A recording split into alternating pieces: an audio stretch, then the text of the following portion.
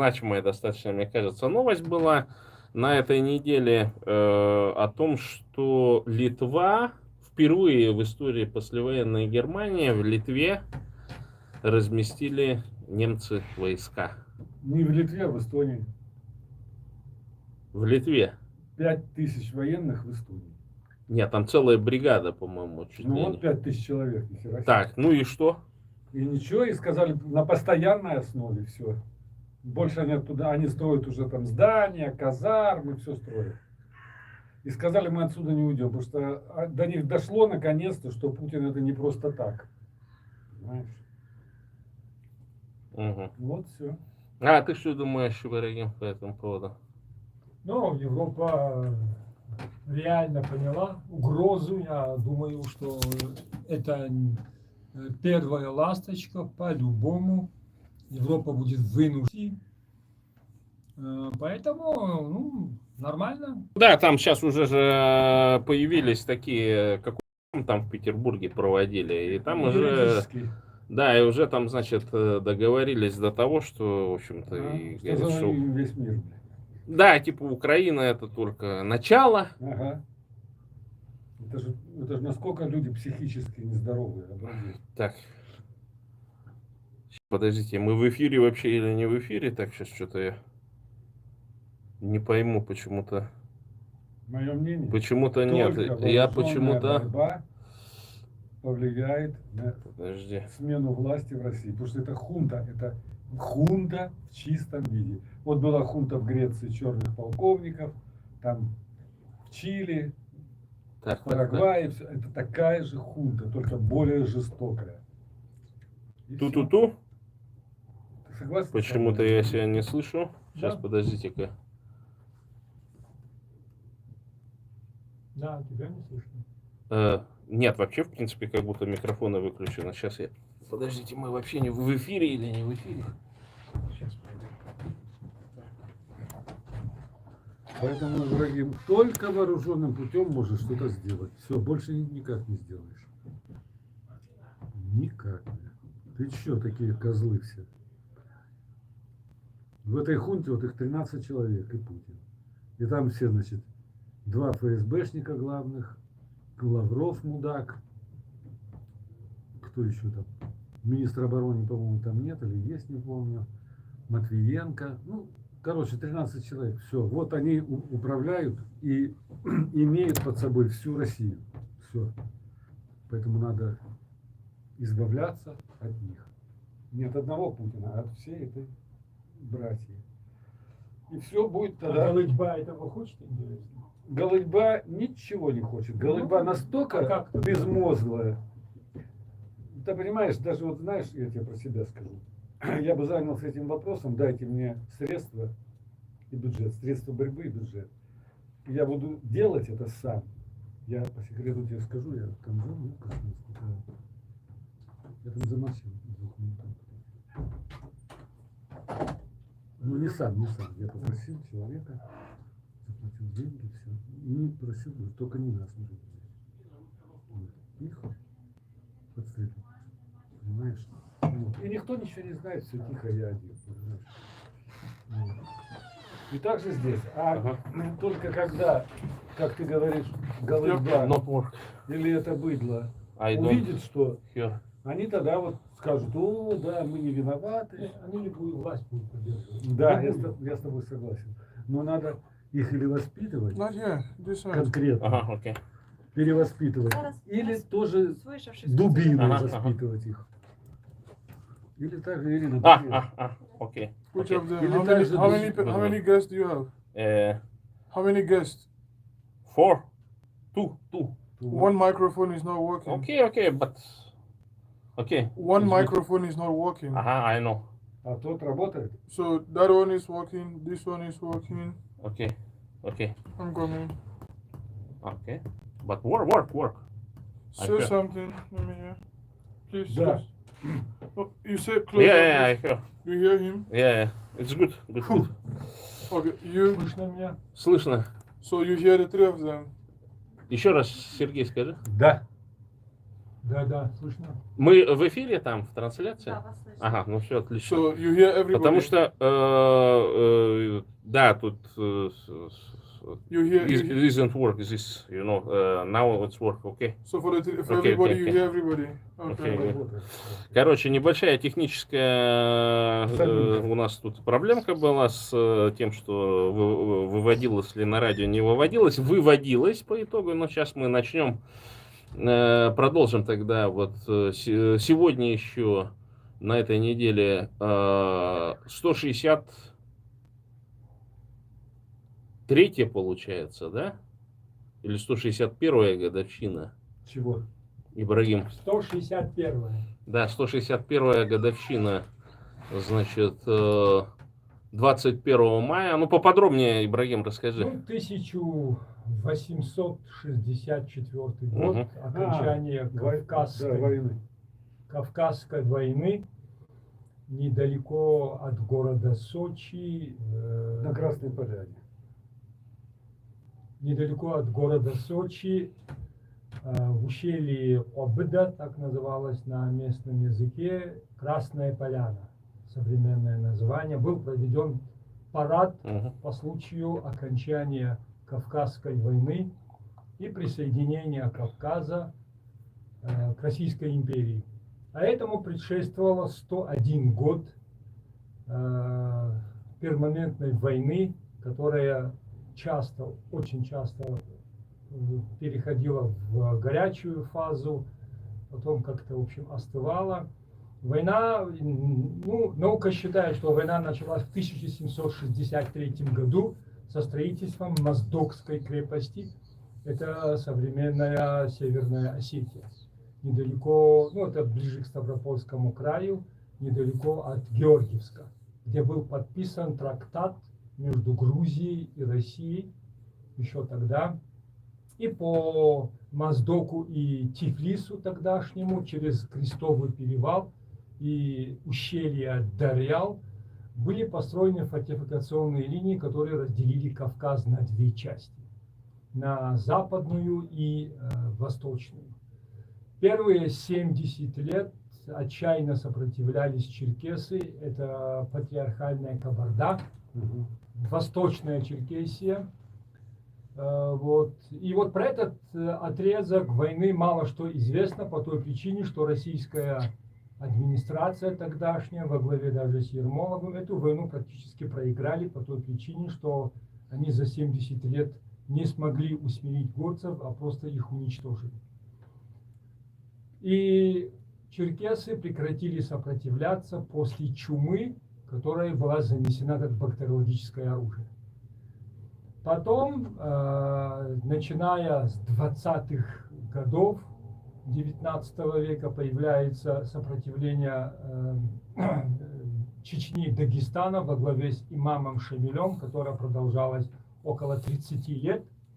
Имам Шамиль был пленен в 1959 году.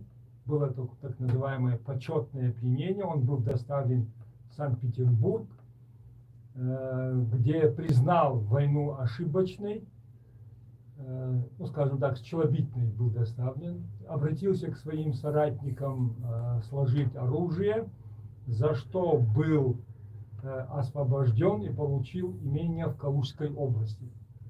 Умер он в Хадже, находясь в Саудовской Аравии, там похоронен. Ну, такая краткая, в общем, история. После этого еще 5 лет сопротивлялись западные черкесы. Это Азовское Черноморское побережье, Абхазия. И война закончилась прямо там в Сочи, рядом с Сочи. И вот 864 год, последние 30 лет, ежегодно вот эти 3 оставшиеся черкесские резервации на родине под названием Республика Адыгея, Карачаево-Черкесия и Кабардино-Балкария 21 мая народ, это не правительственная, это не государственная дата, это народная дата. Народ отмечает день траура по жертвам русско-кавказской войны. Ввиду традиции в день траура проводить какие-то мероприятия считается неприличным, поэтому проходит молчаливое шествие через весь город. Мгм. Народ спонтанно собирается на железнодорожной площади. Это Через начало какой? главной Через какой улицы. город? Это начало главной улицы. Также это Нальчик, Майкоп и Черкесск, 3 города. И прямо через главную улицу молчаливым маршем со сел приезжают всадники. Был в 2012 году число всадников достигло 300, Мгм. 300 человек, 300 всадников. И они вместе молчаливо проходят через весь город. Раньше еще, когда Россия играла в демократию, на это мероприятие давали согласие. Сейчас это мероприятие не согласованное, оно считается несанкционированным. И вот 21 мая традиционно в городе Нальчике и Майкопе, ну, в Черкесске тоже были, но с менее, масштабы были меньше, людей было меньше. Но в этих 2 городах прошли серьезные мероприятия. Несколько тысяч человек, одетых в национальную одежду и с зеленым флагом. Это 3 стрелы и 12 звезд. Этот флаг не является государственным, этот флаг является самым ярким символом борьбы черкесов против Российской империи за свою свободу. И вот с этими флагами прошли через весь город. И вот что удивительно, в начале шествия видно, как какой-то милиционер выходит вперед этого шествия и дает знак им остановиться. Конечно же, шествие не остановилось. Милиционер культурно отстранился, и они пошли дальше. На следующий день, 22 мая, весь первый ряд был задержан.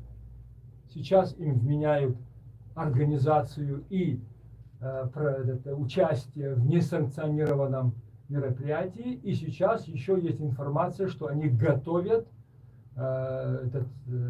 статью по неподчинению органам внутренних дел. То есть этот милиционер, который так руку сделал, мол, остановиться, и они не остановились. Вот это является доказательством того, Ну, что типа они- 19.3 плюс 20-25. Да, видимо, да? это минимум 15 суток.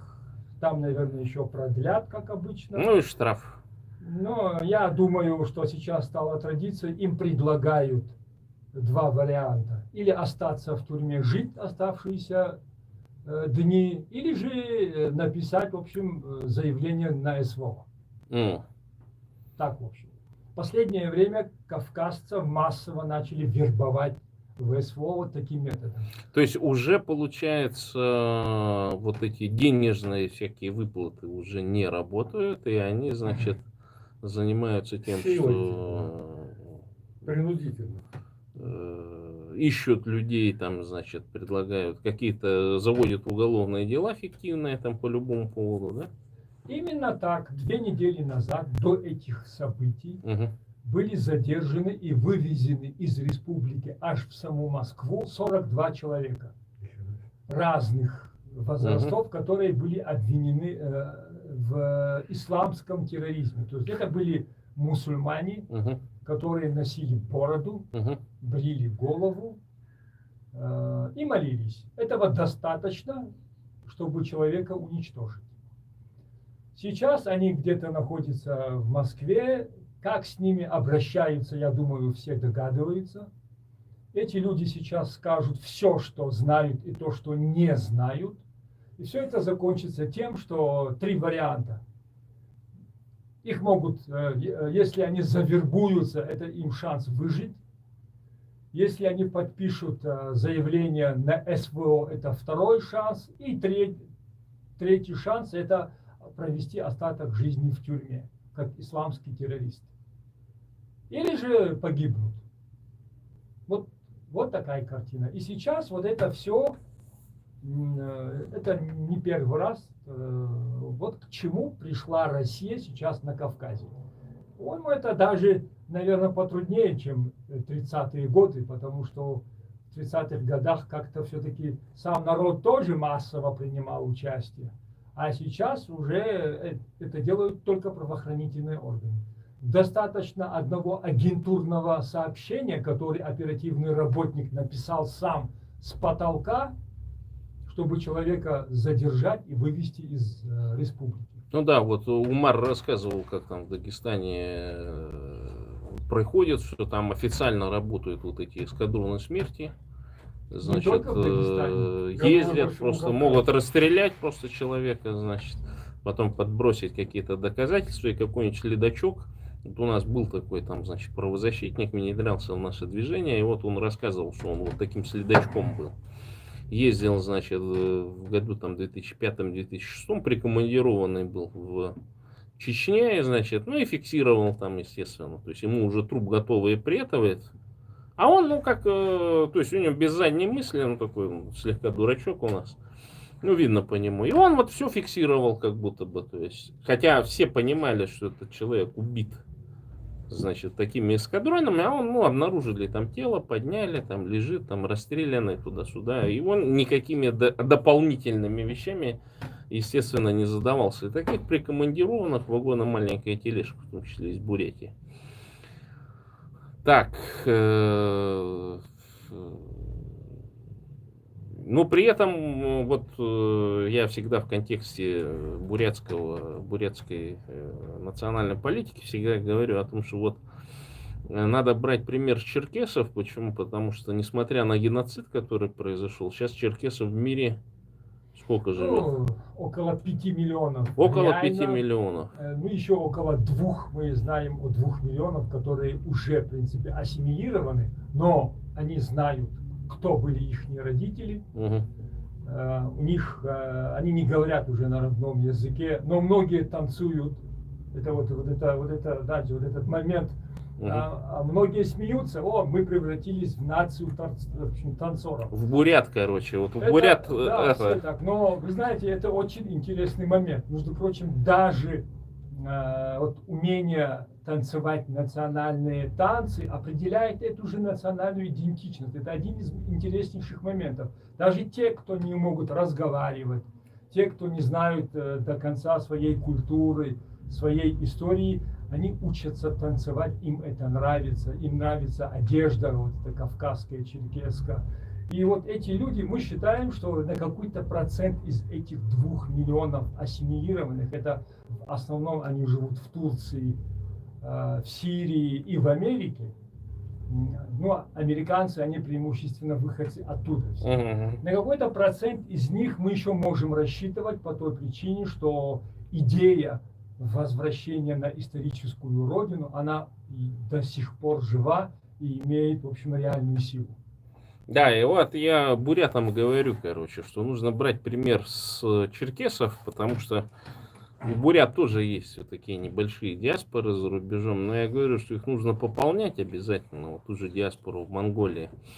Ее нужно пополнять там новой кровью, и, в общем-то, когда мобилизация началась, буряты же там все побежали, там была основная часть, поток, он пошел в Монголию, и вот мы там тоже с одним приятелем спорили по поводу того, что сколько бурят вообще фактических, ну, натуральных пошло на СВО. Я говорю, что это меньшинство из масс. Потому что большая часть это, ну, какие-то метисы, эвенки, например. Сознательно они знают, что их бурятизировали в советское время, там, тунгуса, маньчжурская, ну, различные племена там и так далее, хамнигане те же, например. И в этом отношении, что количество бурят, которые просто, ну, так скажем, утекло, оно на самом деле гораздо большое, потому что у бурят, ну, как бы принято в семьях там о потомстве своем заботиться и так далее. И все, кто мог, они все постарались так, чтобы сбежали. И вот монгольские буряты внезапно, ну, хотя мы, в общем-то, так они сильно в политику не лезут, потому что в Монголии они тоже подверглись в 30-е, 40-е годы массовым репрессиям. Там было так чисто по чингисхановским этим. Выше определенного возраста всех мужчин вывезли, истребили, уничтожили. Они даже до сих пор не знают, где там могилы и так далее. То есть до сих пор там по Монголии, в Монголии не были раскрыты архивы, не были осуждены вот эти палачи. которые занимались геноцидом бурятского населения там. Но, тем не менее, они предлагали о том, что мы вам и работу найдем, и все прочее. Но уже бурят, так скажем, россиянин, он уже отвык от земли, так скажем, от степи. И я думаю, что, может быть, пара-тройка людей там и осталось, но жизнь тяжелая.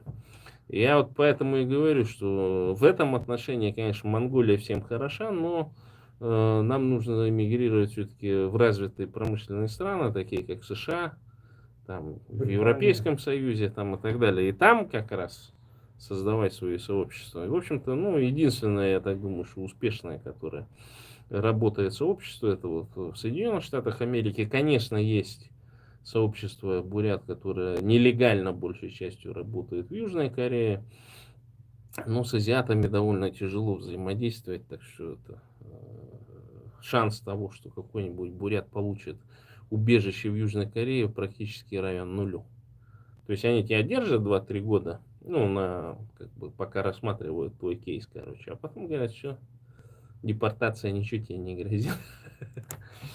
И поэтому я говорю о том, что вот как важны различного рода институты, создаваемые в миграции, например, фонды правозащитные различного рода. Потому что потом это приводит к тому, что вот Ибрагим тоже, можно так сказать, приложил руку к тому, что Верховная Рада Украины признала геноцид черкесов. Это вот произошло буквально несколько месяцев назад. Да, для нас это было очень важно по той причине, что вот две независимые государства, с которыми мы территориально граничим, это Грузия и Украина. Грузия в 2011 году признала геноцид черкесов. Тогдашние грузинские военные и милиции, они тоже в составе российских войск принимали активное участие в военных действиях на Северном Кавказе.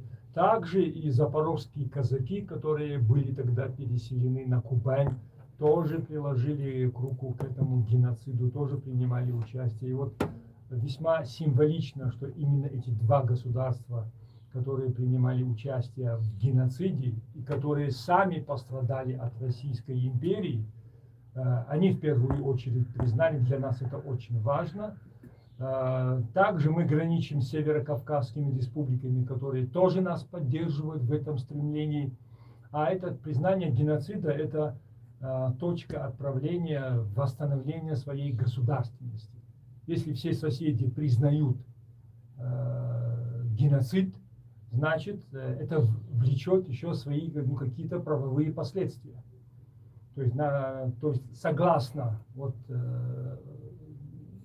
этим законам, есть там, в общем, порядок, по которому по сегодняшний день даже Израиль получает репарацию от Германии. Вот. То есть механизм есть, в общем, работающий, что-то мы оттуда тоже, в общем, используем. И вот мы, к сожалению, у нас нету рычагов, нету ресурсов для того, чтобы демонтировать эту империю. Но эта империя должна быть, в конце концов, демонтирована. Ну, сейчас вот война, да, собственно, с Украиной, она же показала слабость. Сейчас же одна из последних тоже новостей, которые вот в течение месяца накопились, например, ну, вот ты вот, Сергей, кто бизнесом занимался, там упрощенку, лимит такой раньше был 200 миллионов, что-то вот, ну, и ИПшка там, кто на упрощенке сидит, до 200 миллионов доход мог иметь. Сейчас снизили порог до 60. Ну, там много сейчас моментов, которые напрямую указывают, что Карфаген все-таки разрушается. Ой, это классно, да. Я с тобой согласен. Потихонечку, да, на это уйдет время, но такие процессы за один день не Ну, естественно, потому что многие думают, что санкции, вот они должны прям сразу.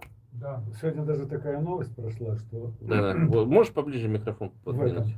В американский конгресс же Рубио напряг. Ты, мол, скажи, что Путин военный преступник. Кто-то начал. Да вот, кто-то ответит за эту войну. А сегодня, это вот вчера-позавчера, когда его конгресс допрашивал, а сегодня такая новость прошла, что Рубио выступил как раз против Трампа по этому вопросу. Значит, он правильно говорит, Карфаген разрушается со всех сторон. Пусть медленно, потихоньку, но разрушается. Ну, Трамп сегодня только про деньги. Он хочет Да нет, заработать. Он голодранец. Он психически ненормальный Он человек. голодранец, он хочет заработать еще больше. Это у нас есть одна поговорка, если, говорит, в желудок голодранца вместе попадут 2 зерна, у него голова, говорит, кругом идет. Ну да. И вот он хочет, чтобы у него сразу 3 зерна туда попало. А экономики без политики не бывает. Это 2 взаимосвязанные вещи. Обязательно. Поэтому отделить политику и на чистой экономике сделать Америку великой, это абсурд. Поэтому рано или поздно и они тоже зайдут в тупик, уже заходят. Заходят. они. Не, ну на самом деле я чё, тут не пенсионеры соглашусь с тем, пенсию что потеряли. Трамп, он только о каких-то финансах там заботится и так далее. Но факт такой, что ведь в демократиях, да, ну сейчас вот тоже выборы же президента в Польше идут, да, то есть они не могут, ну, как бы мимо нас проходить, хотя я, например, стараюсь вообще в принципе не комментировать политическую деятельность, которая здесь в Польше проходит, ну, потому что я, во-первых, не гражданин, а во-вторых, есть такие внутренние подводные камни, о которых, в общем-то, ну, сложно о политике говорить, не зная вот этих всяких подводных течений, там, откуда какие партии произошли, что эти люди представляют и так далее. Ну, чтобы просто не ошибиться.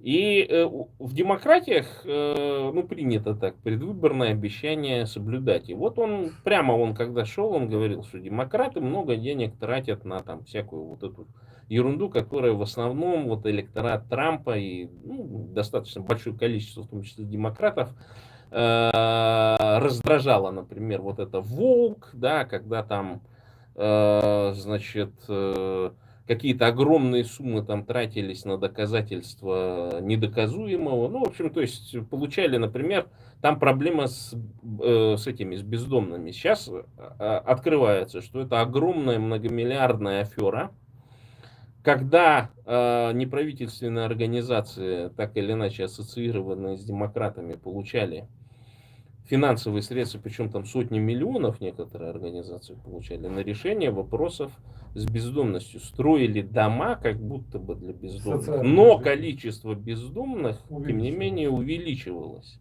Причем в тех штатах, в которых вот эти вот ресурсы, значит, затрачивались огромные, ну, то есть их можно было решить. Да, Калифорния. Калифорния, там другие штаты, да, то есть огромные суммы денег просто-напросто уходили мимо этого. Я, в принципе, прекрасно понимаю, потому что достаточно большое количество НКО, например, вот сейчас, те же, например, ФБК там и так далее, они же тоже откуда-то непонятно суммы получают, и вот сейчас ФБК, ну, говорят, опубликовал отчет впервые там за 4 года, да, и выяснилось, что из 6 миллионов долларов, полученных, ну, большей частью от американцев и так далее, более 3,6 миллионов это было направлено на зарплаты. Там на погашение каких-то там штрафов, еще что-то порядка 100 или 200 тысяч. Ну, то есть, в общем, ситуация такая, что, в общем-то, я-то считаю с этой позиции, что Трамп правильно придавил вот эти траты, которые просто ложились... ну, как бы, понимаешь, то есть бездонная мошна, вот эта американская, да, и вот гранты, а в итоге до настоящих борцов с режимами эти гранты, позвольте, не доходят, и вся вот эта левацкая масса, вот это огромное количество инфо-цыган-деколонизаторов, которые выползли, да, внезапно, вдруг синхронно из России, да, то есть особенно вот по Бурятии, по Якутии, там есть вот эти инфо-цыгане, которые да мы за мир, да за Труд-Май, да и вообще никто не должен воевать, да Украина должна сдаться, вроде мой плохой мир лучше, чем война, там, ну, знаешь, вот такие нарративы пробрасывают, да Россия, там, да мы, конечно, да, за независимость, ну, буряты вроде как не готовы, ну, вот такую вот эту штуку пробрасывает, и путинская пропаганда активно вот в это все вкладывается, и причем они еще умудряются залезть в американские фонды и тоже оттуда же получать деньги. Я считаю абсолютно правильно о том, что Трамп все это дело прекратил и стопанул все программы. А теперь уже они будут конкретно, действительно, и вот сейчас недавно же, что Ходорковский сказал, кто-нибудь смотрел это видео? там У него проводили форум какой-то же прошел. антивоенный форум Да. российский, там, значит, куча народу всякого разного выступала, Касьянов был. в том числе всякие инфо-цыгане, которые там на этой антивоенной теме Мгм. всякие донаты собирают. У нас там в Бурятии есть там одна, значит, бывшая журналистка, которая тоже постоянно какие-то сборы проводила. Причем проводила сбор на мою, значит, приятельницу, которая уже в СИЗО сидела. И вопрос у меня такой возникал, а она вообще как? Ну, то есть, как собирает эти деньги, а кто с нее отчет-то потом спрашивает и так далее. Ну, я прямо лично туда написал ей, говорю, ты, говорю, давай-ка отчитайся, сколько ты там денег собрала и так далее. И она вроде бы как отчиталась, но потом все это дело, естественно, поудаляла, Пропало. потому что, ну, кто будет проверять? Да. Люди по доброте душевной бабки кидают и так далее. И поэтому этих инфо-цыган огромное количество, который путинский режим так или иначе вывез, и под видом, значит, левых, там, Замир Трутмай, там, значит, против обязательно национализма они выступают, это 100%, что мы, буряты, никакие не националисты. Потом, значит, правда, это возникает, они как-то смешно вот так со мной удаленно, меня не называя, я как вот такой человек, которого в бурятском, во всяком национальном движении, короче, боятся имя назвать. Ну, правда, там на хороших русских конференциях мне докладывали, что у нас есть такая Гармажапова, ну, известная она в определенных кругах девица, она там единственная, говорит, какую фамилию произнесла, это, говорит, Халтаров, говорит, Зуртан Халтаров, я еще удивился. Ну, то есть, видимо, я у них действительно в печенках сижу, потому что я понимаю, почему всю вот эту массу выпустили, да, значит, ну, таких хороших нацменов, так скажем, да, которые там линию партии держат, там регулярно на всяких хороших русских тусовках тусуются, для того, чтобы силы, против которых Путин воюет, не сделали на нас ставку. Вот все предпринимается. Ну, Они боятся развития национально-освободительного движения. Последние 80 лет Европа жила по Ялтинскому договору. 80 лет практически в Европе не было войны.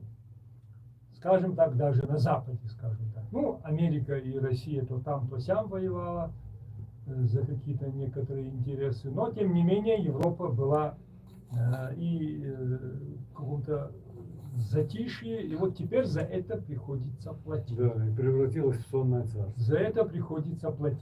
Не, ну, они же хорошо живут, понимаешь, то есть вот один хороший Я, извини, какой-то перебью. специалист. Она, видишь как, Ибрагим, Европа потихоньку воевала, там французский легион в Африке, там Нет, это бельгийцы. Но они отстаивали Нет. свои Да, интересы, да, там, да. понимаешь. Ну, и показывали то, что все-таки вот они что-то делают. А в итоге оказалось, что пришел туда этот Вагнер в Африку и выгнал и французов, и всех остальных. Да это не Вагнер там выгнал. Ну, эта это- ситуация просто И изменилась. получилось, что да, Европа... Изменилась геополитика, понимаешь? европейская- Уже французам стрёмно поддерживать эту колониальную Да, систему, и Европа понимаешь? оказалась просто сонным царством. У Всё, них почему они- регулярно ты во правильно Франции сказал. растет количество вот этих голосов за ультраправых? Потому что вся колониальная вот эта французская Африка, она у них там сейчас. Но это естественный процесс, я считаю. Да. Я не выступаю против того, чтобы было меньше мигрантов там и так далее. Это естественный процесс. То есть люди, которые там, значит, топили за Францию, те племена, значит, и так далее, которые напрямую так или иначе взаимодействовали с французскими коллаборантами, там, конечно, но как они себя чувствуют тоже французами. Да. Говорят на французском, может быть, лучше каких-нибудь там, я не знаю, недавних беженцев там и так далее. То есть в этом отношении демократические государства, они обладают очень мощным интеграционным потенциалом.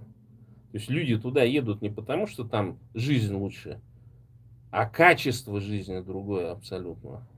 То есть не просто за какими-то, за едой там или за домом там и так далее. Просто качество жизни, иной смысл.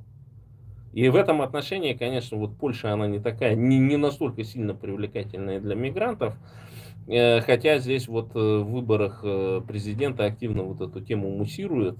Я говорю, ну, позвольте, люди, которые могут готовы заплатить белорусскому режиму, этой белорусской мафии, там, КГБшникам и так далее, за белорусскую визу до порядка 80 тысяч долларов, да, но они не захотят здесь остаться. У них цель другая, попасть в Германию, попасть в западные, в северные страны Европы, попасть в Англию, в конце концов. То есть этот весь миграционный кризис, он выдуманный. И поляки, в общем-то, могли и оседлать этот вопрос, просто продавать визы за такие суммы, это было бы нормально. Украина, кстати, такое может сделать, потому что, ну и мы видим, что действительно и потери большие в мужском населении там, и так далее. И, в общем-то, Украина, она и с точки зрения адаптации, так скажем, для африканцев, для индусов и так далее, она более предпочтительная страна. Ну, потому что практически ничем не отличается от стран Африки или от стран, ну, от Пакистана, Индии и так далее. Да ладно. Я с этим не могу согласиться. Ну, вода почище, ладно. Ну, и то, что сейчас делает Трамп, в принципе, Запад уже давно требовал реформ.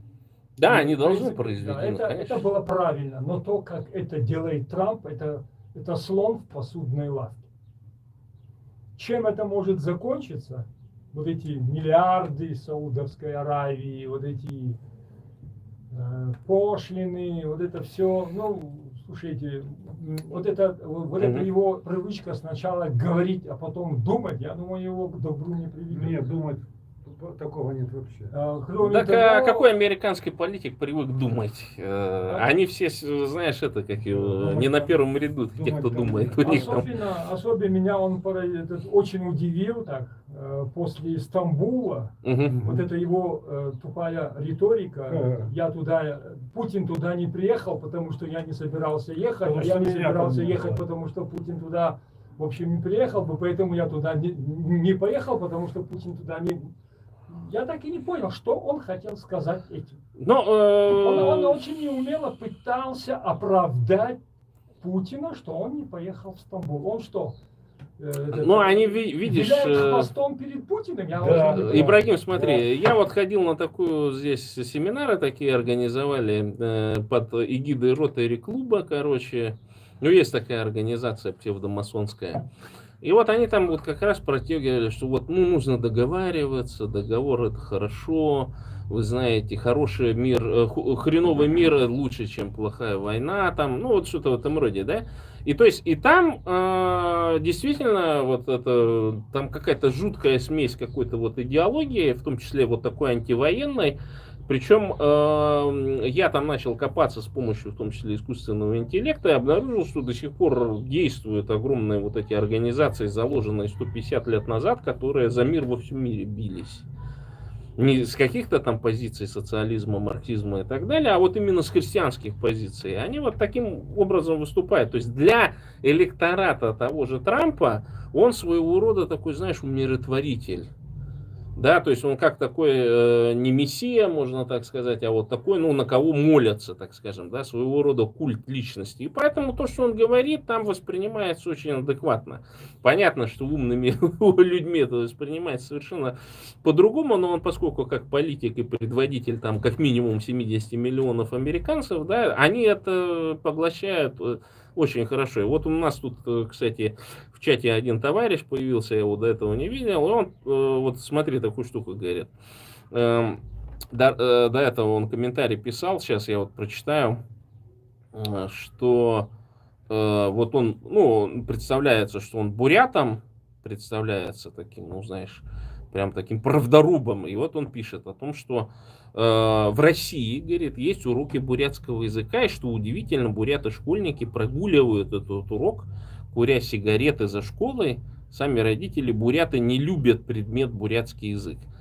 Но если бы он меня давным-давно слушал, я бы говорил, во-первых, это проблема литературного языка, потому что бурятский язык, пожалуй, бурятский народ, это, пожалуй, единственный, у кого литературный язык настолько сложный сам по себе, что если ты вне его среды вырос, например, в среде русского языка или каких-то других диалектах, тебе очень сложно будет переключиться на бурятский литературный язык. Второе, преподавание неправильное. То есть его преподают в школах, как будто ты уже должен автоматически знать бурятский язык. А его нужно преподавать как бурятский для иностранцев. То есть бурятам бурятский литературный язык нужно преподавать как и для иностранцев. Методик не разработано. Но это аналогично. А во-вторых, видишь, вот этот хитрый перевод, Они же сделали как? Сделали его необязательным предметом. А раз не обязательный, можно не ходить. Факультативный, да. Факультативный. И вот, когда там защитнички русского мира начинают говорить, а есть же бурятский язык? Типа мы же, согласно законам, я говорю, закон русский. Закон русский, и Для он сделан бурятского так для языка. того, чтобы бурятский язык исчезал. Вот и все. Ну, такая же Тут проблема. нечего даже выдумывать. Такая же проблема во всех национальных образованиях. Вопрос даже не в методике. Это все присутствует, но это уже вторые, третьи вопросы. Первый вопрос. Отсутствие Язык- государства. естественно. Язык должен быть востребован. Язык должен быть востребован. У нас была одна такая крылатая фраза от одного преподавателя русского языка. Зачем нам нужен черкесский язык, если мы при помощи этого языка не сможем даже в Пятигорске продать мешок кукурузы? Мгм. Вот эта фраза, она стала, в общем, крылатой. И для многих обывателей, обычных обывателей, которые выживают в этой среде, которые потеряли свою идентичность, им плевать на все. Они думают о том, чем накормить своих детей сегодня. Даже не завтра, а сегодня. Завтра они подумают об этом уже завтра. Вот они, зачем им этот язык, при помощи которого они не смогут продать мешок кукурузы?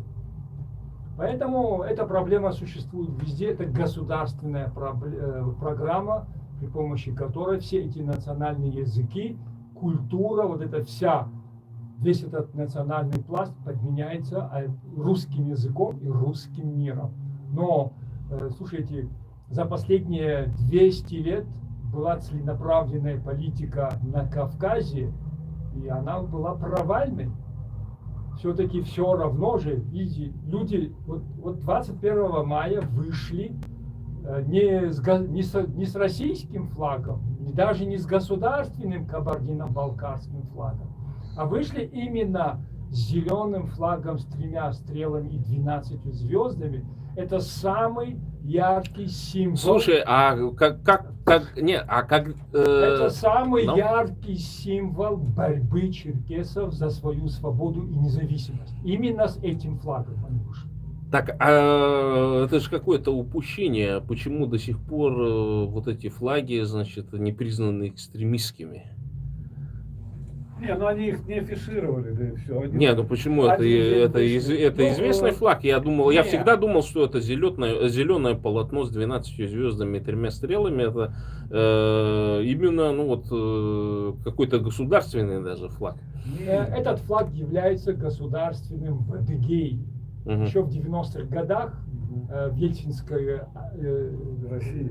вот эти период, когда Ельцин немножко сыграл в демократии, Да. тогдашний президент Адыгеи Джаримов воспользовался этим моментом и утвердил его как государственный флаг Адыгеи.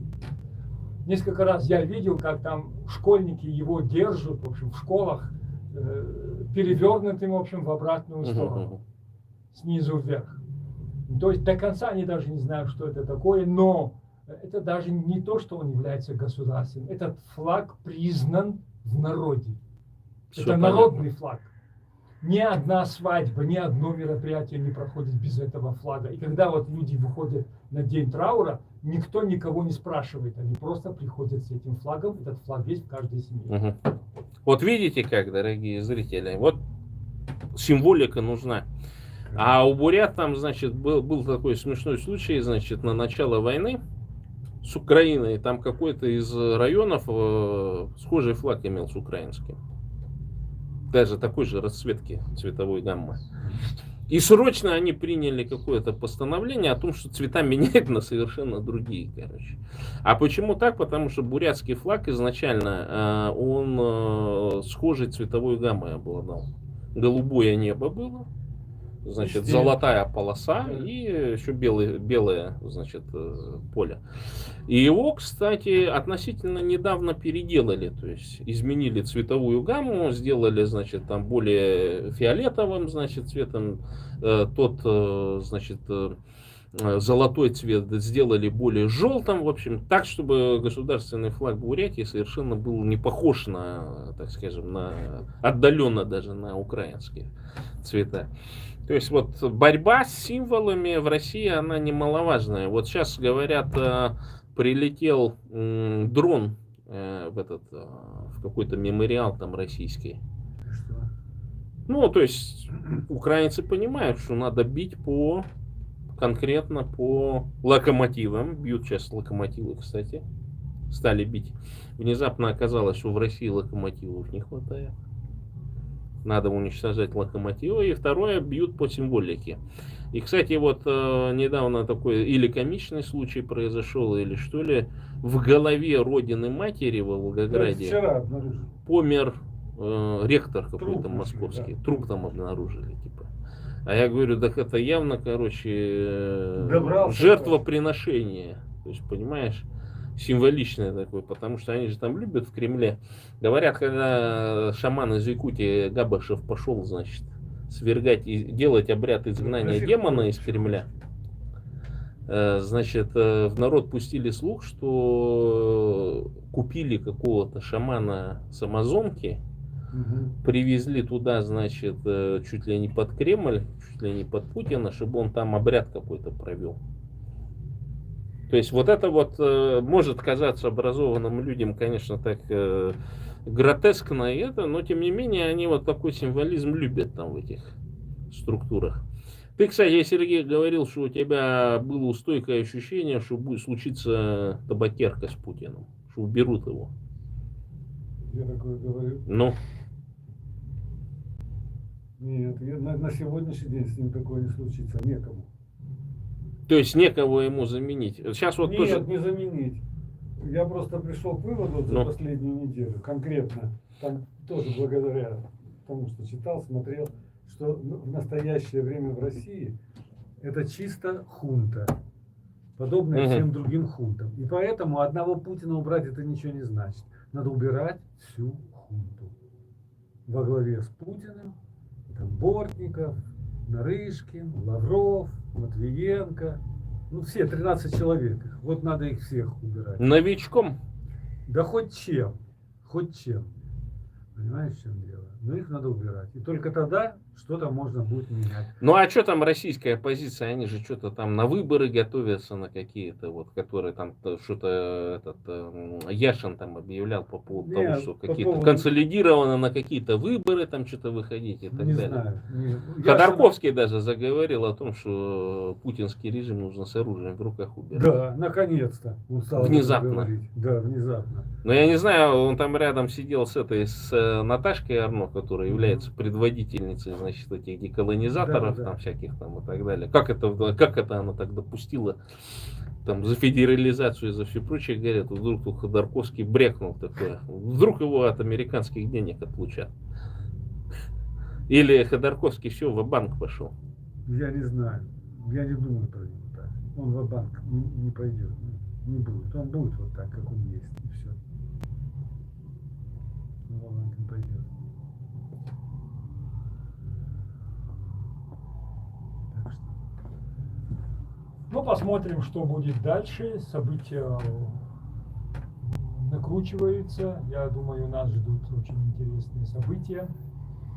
Сейчас уже вплотную подошли к репрессиям.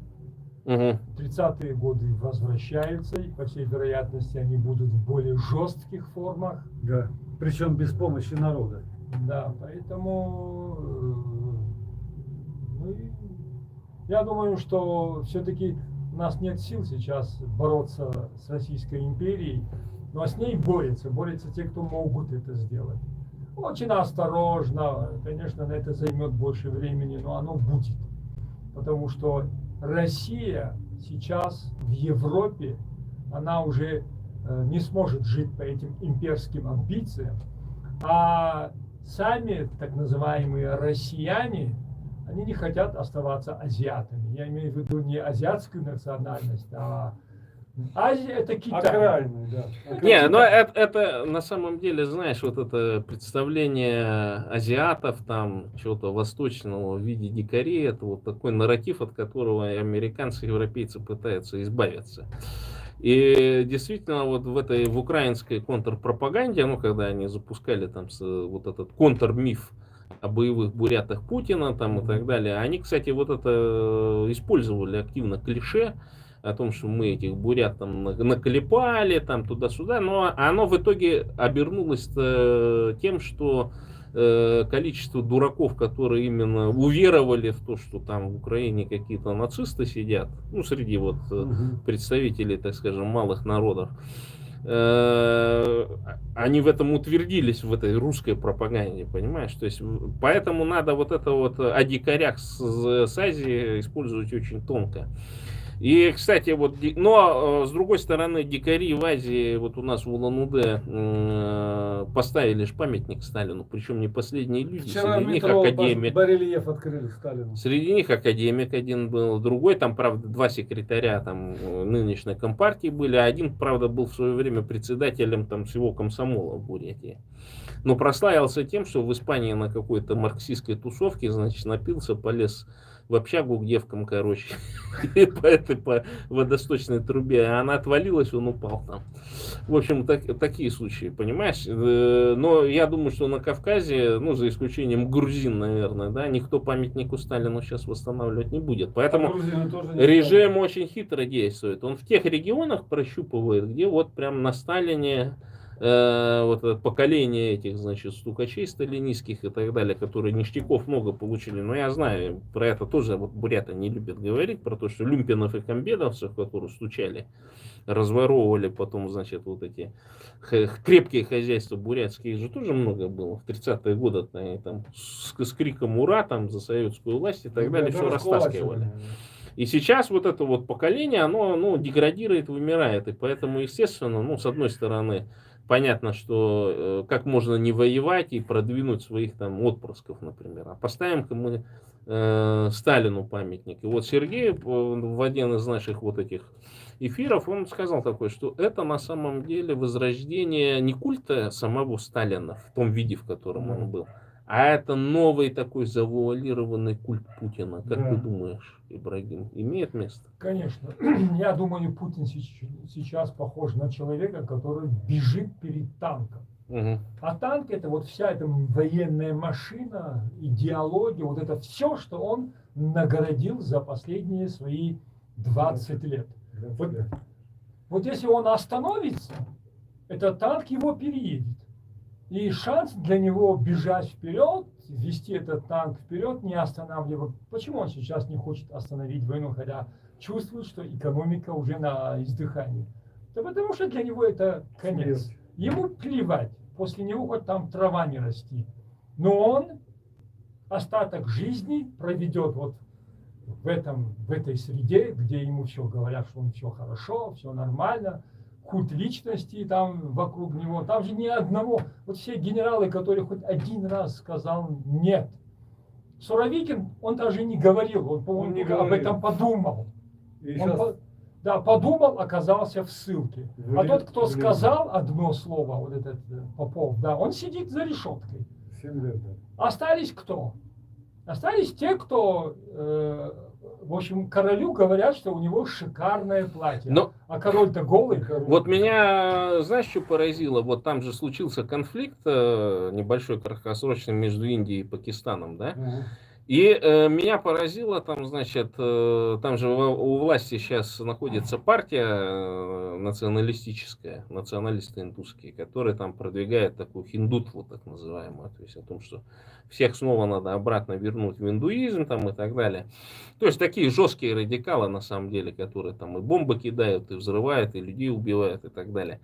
И на одной из конференций, вот не конференция, а какое-то пресс-выступление, там собрались вот эти воины, да, каста воинов, эти генералы индусские. И они четко просто сказали, индусская армия не готова сейчас к конфликту с этим. И сидел там какой-то вот этот депутат, их там по-всякому обзывал там и так далее. И меня вот это поразило. Ну, они встали, генералы вышли. Ну, то есть в демократиях честная оценка существует. И вот они там пытались что-то, значит, изобразить, и в итоге вооруженные китайским оружием, значит, какие-то китайские самолеты, в общем, на удалении сбили вот эти французские, что там поставляли, какие-то самолеты и так далее. Ну, на этом весь конфликт и закончился, потому что генерал сказал, мы не готовы.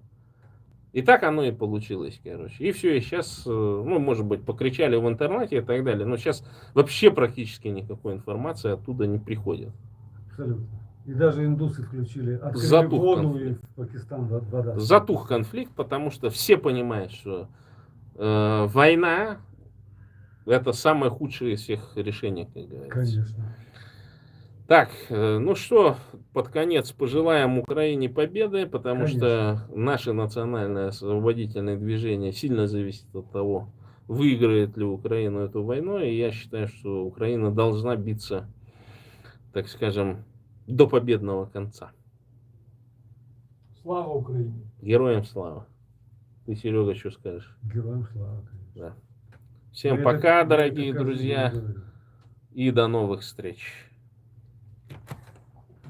Так, с радио мы попрощались.